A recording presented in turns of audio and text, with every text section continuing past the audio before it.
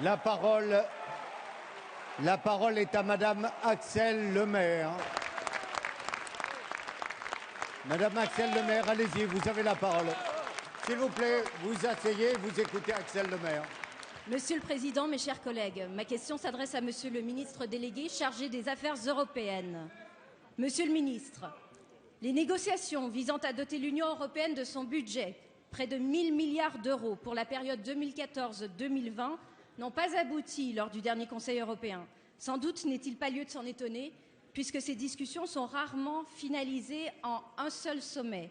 Plus inquiétante est la demande formulée par plusieurs grands pays, et je regarde outre-Manche, d'une réduction des dépenses de 30 milliards d'euros, en plus des coupes déjà importantes proposées par le président Van Rompuy.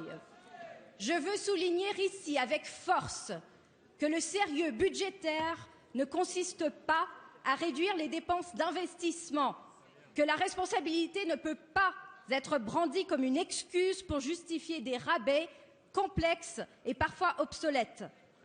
On demande des efforts de consolidation aux budgets nationaux, c'est légitime, mais on ne demande pas à David Cameron et Angela Merkel d'exporter l'austérité. C'est justement en temps de crise que l'Europe a besoin d'instruments favorisant les investissements collectifs dans le transfrontalier, l'énergie, le transport, le numérique, que le besoin d'Europe se fait ressentir pour la cohésion régionale et la solidarité financière. 1 milliard d'euros en moins pour le programme Horizon 2020 d'aide aux entreprises, ce sont 4 000 PME qui perdent un financement dans la recherche et l'innovation. La fin du programme européen d'aide aux plus démunis, ce sont 18 millions d'Européens délaissés. La mise en cause de la PAC, c'est la fragilisation du monde rural et des paysans.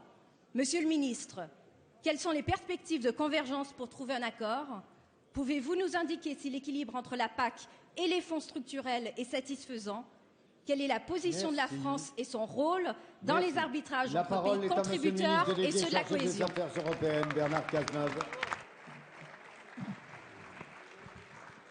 Madame le député Axelle Lemaire, vous avez raison. Le budget en négociation au sein de l'Union européenne doit prolonger l'ambition de croissance portée par le pacte de croissance négocié à l'occasion du Conseil européen du mois de juin et qui, avec ses 120 milliards, doit permettre de lutter contre la récession et de contribuer à restaurer la croissance. Et il serait absurde de négocier ce pacte de croissance au mois de juin et d'accepter 200 milliards de coupes dans le budget de l'Union européenne au mois de novembre, au moment où, réunis au sein du Conseil européen, nous essayons de doter l'Europe d'un budget. Ces 200 milliards d'euros de coupes, c'était la demande du gouvernement britannique. C'était d'ailleurs aussi le projet du gouvernement précédent de la France. Nous ne sommes pas allés à Bruxelles, je vous le confirme, pour négocier des coupes et des rabais, des coupes qui auraient empêché l'Europe de disposer d'un bon budget pour la croissance et des rabais qui auraient constitué pour des pays à percevoir un chèque, ce qui n'est quand même pas la meilleure manière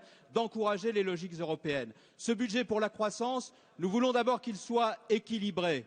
Nous considérons qu'il faut que toutes les politiques de l'Union européenne soient dotées de moyens qui leur permettent d'engendrer ces dynamiques de croissance. C'est la raison pour laquelle nous avons souhaité que la politique agricole commune voit ses crédits rehaussés, parce que c'est une politique qui contribue à faire de la croissance. Et d'ailleurs, nous avons constaté que la nouvelle proposition du président de la Commission européenne et du président du Conseil européen ont permis de rehausser ces crédits de 8 milliards d'euros. Nous voulons aussi des crédits pour la cohésion. C'est important pour nos régions, pour les régions en transition. C'est important aussi pour les régions ultra-périphériques. Et enfin, nous avons besoin, à travers le programme Connecting Europe et les programmes de la rubrique 1B, qui accompagnent la recherche et l'innovation, d'avoir là aussi des budgets qui permettent de faire en sorte que la croissance soit au rendez-vous. C'est le combat du président de la République, c'est le combat de la France, c'est le compromis que nous voulons pour le